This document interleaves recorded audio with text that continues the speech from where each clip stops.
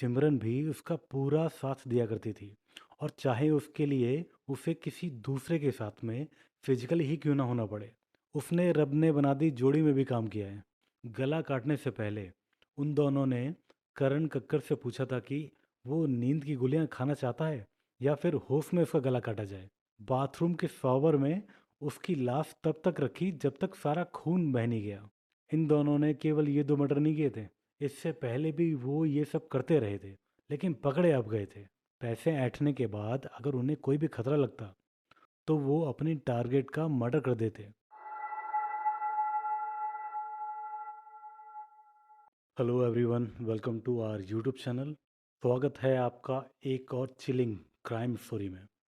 आज हम बात करेंगे एक ऐसे केस की जो सिर्फ मर्डर का नहीं बल्कि डिसेप्शन, ग्रीड, लालच का भी एक डार्क एग्जाम्पल है। ये कहानी शुरू होती है 2012 में, मुंबई के शाइनिंग ग्लैमरस इंडस्ट्री के एक कोने से। ये कहानी है सिमरन सूद की, एक एस्पायरिंग मॉडल, एक ग्लैमरस चेहरा और एक खौफनाक जुर्म की मास्टरमाइंड जो अपने हुस्न के जाल में अमीर लोगों को फंसाती थी और उनका मर्डर कर देती थी।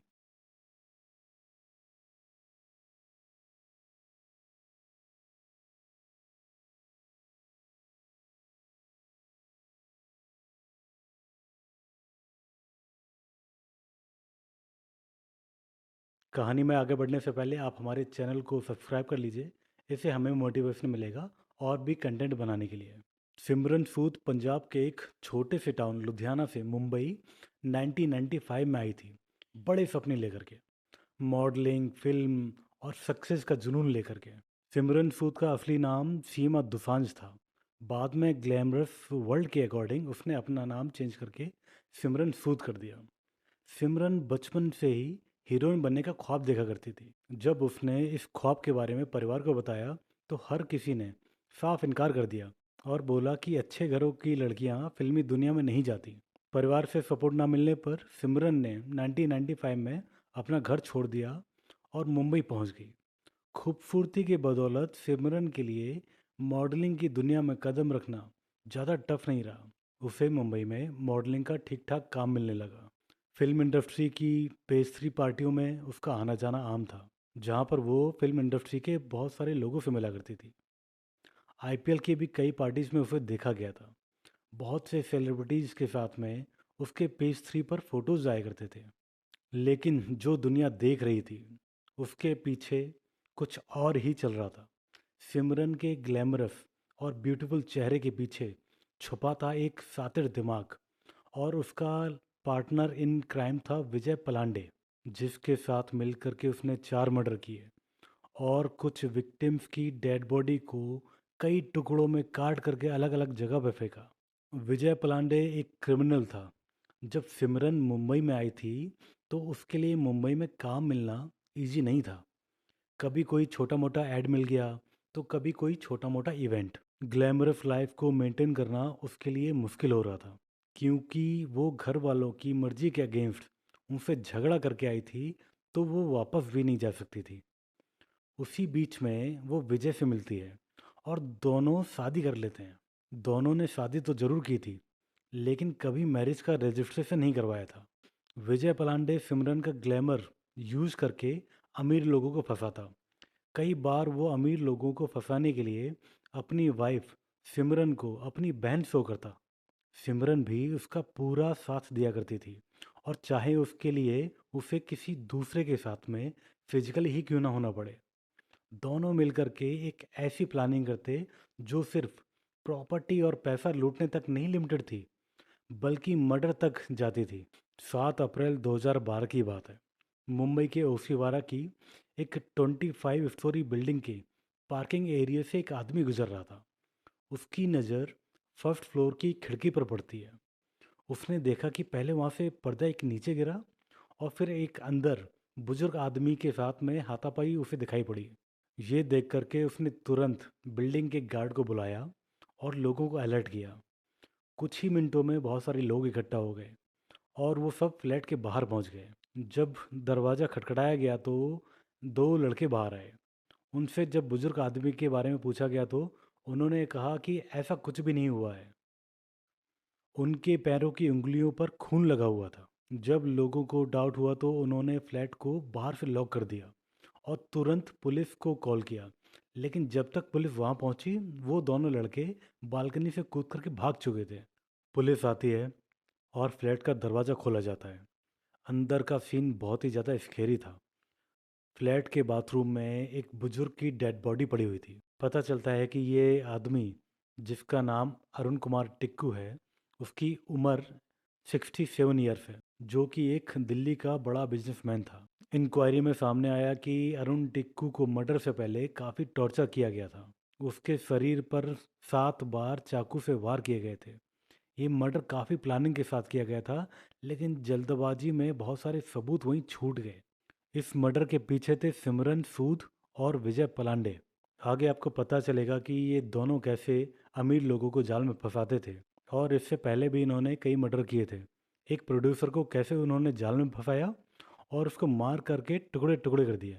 विजय पलांडे और सिमरन सूद ने अरुण कुमार टिक्कू को टारगेट इसलिए बनाया था क्योंकि उन्हें पता चला था कि उसके पास मुंबई में एक प्राइम लोकेशन पर प्रॉपर्टी है।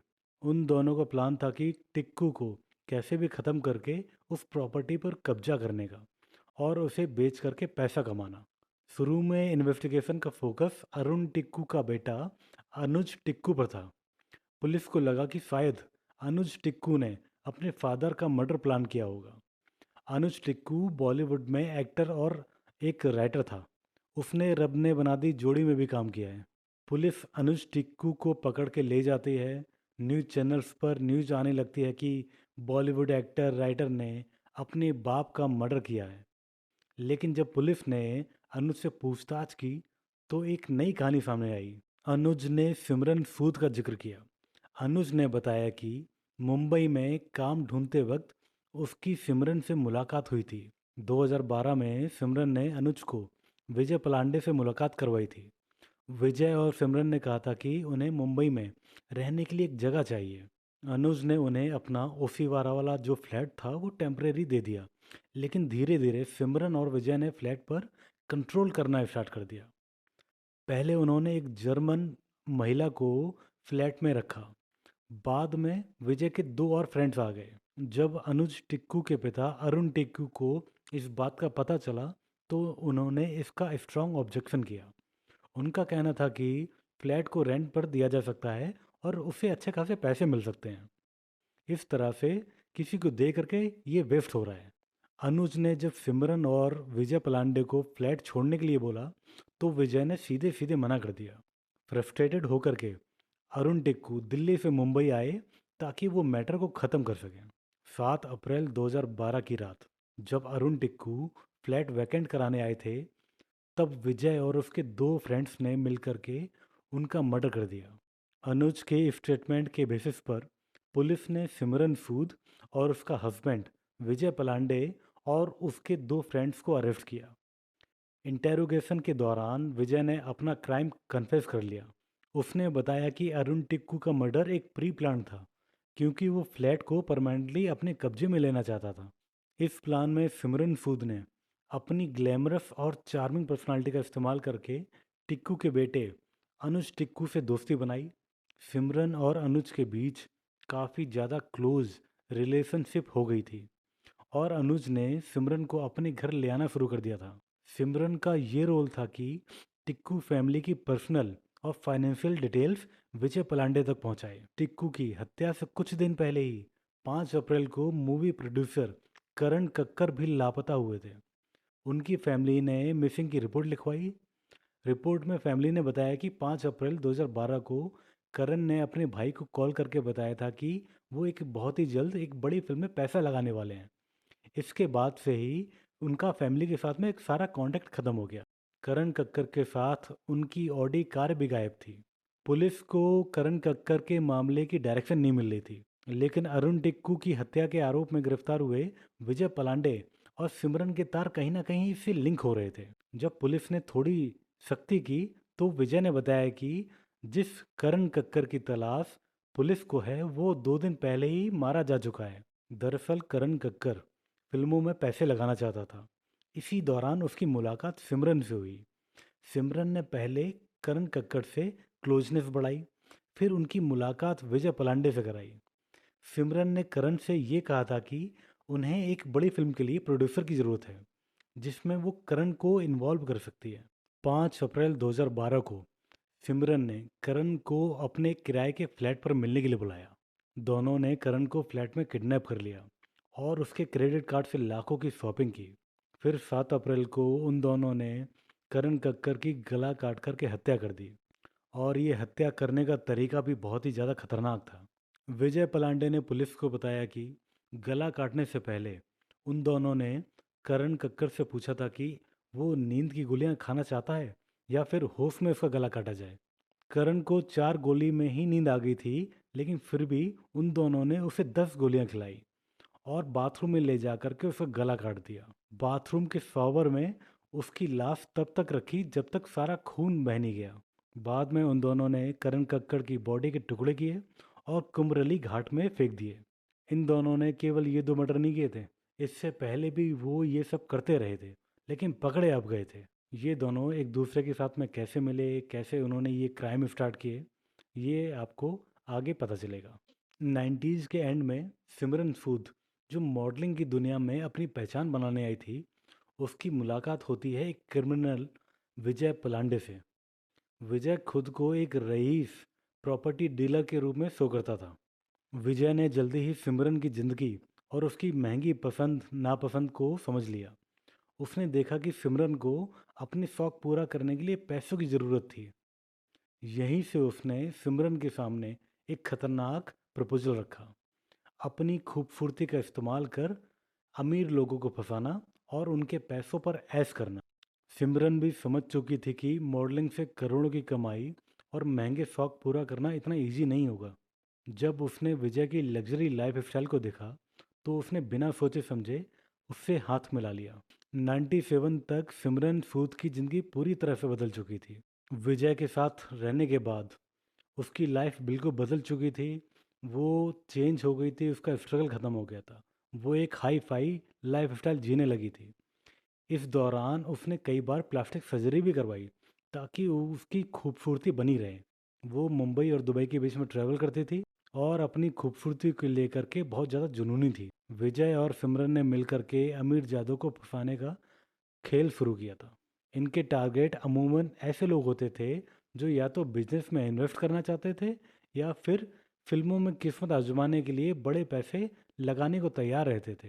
सिमरन की खूबसूरती और फिल्म इंडस्ट्री में उसके लिंक को विजय अपने प्लान का हिस्सा बनाता था। जब कोई उसकी बातों में आ जाता तो विजय पहले उनके सारे पैसे हड़प लेता। पैसे ऐंठने के बाद अगर उन्हें कोई भी खतरा लगता तो वो अपनी टारगेट का मर्डर कर देते।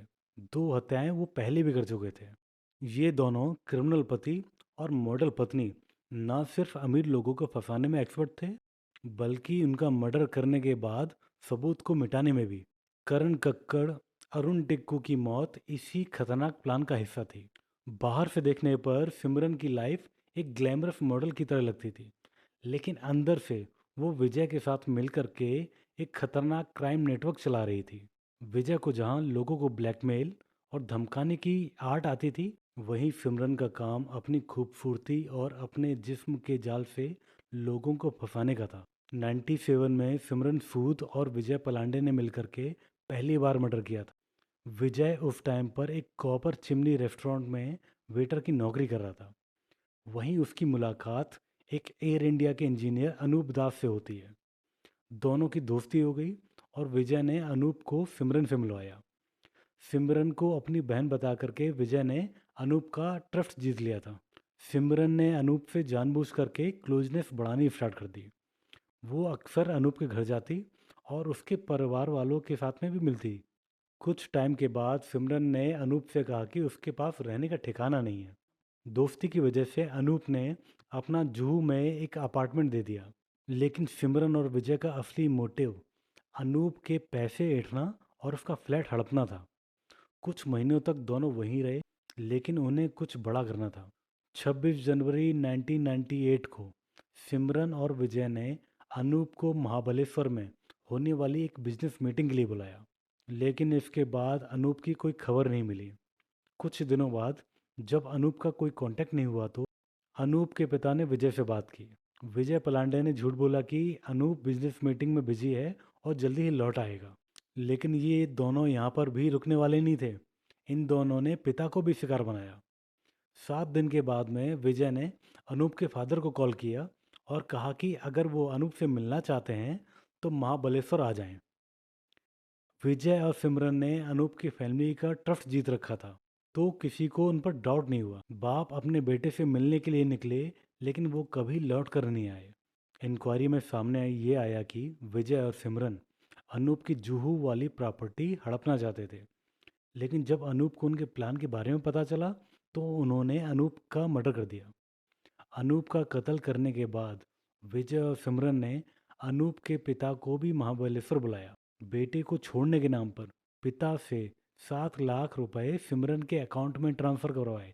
पैसे लेने के बाद भी दोनों ने अनूप को छोड़ा नहीं, बल्कि वो पहले ही मार चुके थे। और उसके बाद में अनूप के फादर का भी कत्ल कर दिया। लाशों को ठिकाने लगाने का जो तरीका ये लोग अपनाते थे वो और भी ज़्यादा खतरनाक।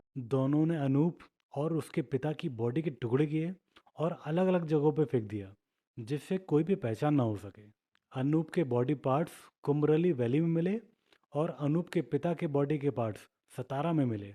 अगले साल 1998 में ये दोनों पकड़े जाते हैं। विजय पलांडे को डबल मर्डर के आरोप में जेल होती है। और विजय पलांडे ने एक काम किया कि अपनी वाइफ सिमरन सूद का नाम नहीं लिया।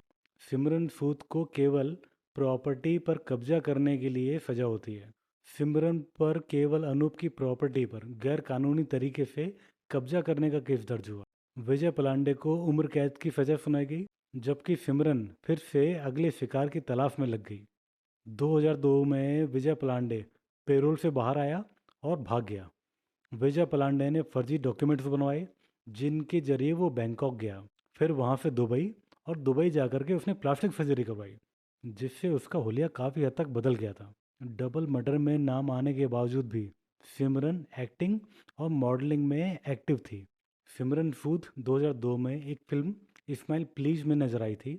उसके बाद उसकी एक और फिल्म 2003 में अनोखा अनुभव रिलीज हुई। सिमरन सूद अपनी फिल्मी दुनिया में मगन थी, लेकिन साल 2006 में उसकी ज़िंदगी में एक बार फिर से विजय पलांडे की एंट्री होती है। विजय इंडिया वापस आ गया था और फिर से उसका साथ चाहता था। डबल मर्डर के बाद फिर एक बार सिमरन ने विजय के साथ में हाथ मिलाया और 2012 में डबल मर्डर को अंजाम दिया। 4 मर्डर के आरोप में विजय पलांडे और सिमरन सूद पिछले 12 सालों से जेल में बंद हैं। सिमरन ने कई बार जमानत के लिए ट्राई किया, लेकिन उसे कभी भी जमानत मिल नहीं पाई। अगर आपको ये कहानी इंटरेस्टिंग लगी हो तो वीडियो को लाइक करें, शेयर करें और चैनल को सब्सक्राइब करना बिल्कुल ना भूलें। आपके विचार, आपके थॉट्स कमेंट्स में ज़रूर बताएं। तब तक के लिए सेफ रहें, सोच समझ करके अपने आसपास के लोगों पर भरोसा करें। मिलते हैं अगले वीडियो में एक और चिलिंग कहानी के साथ। इस वीडियो को यहाँ तक देखने के लिए थैंक यू।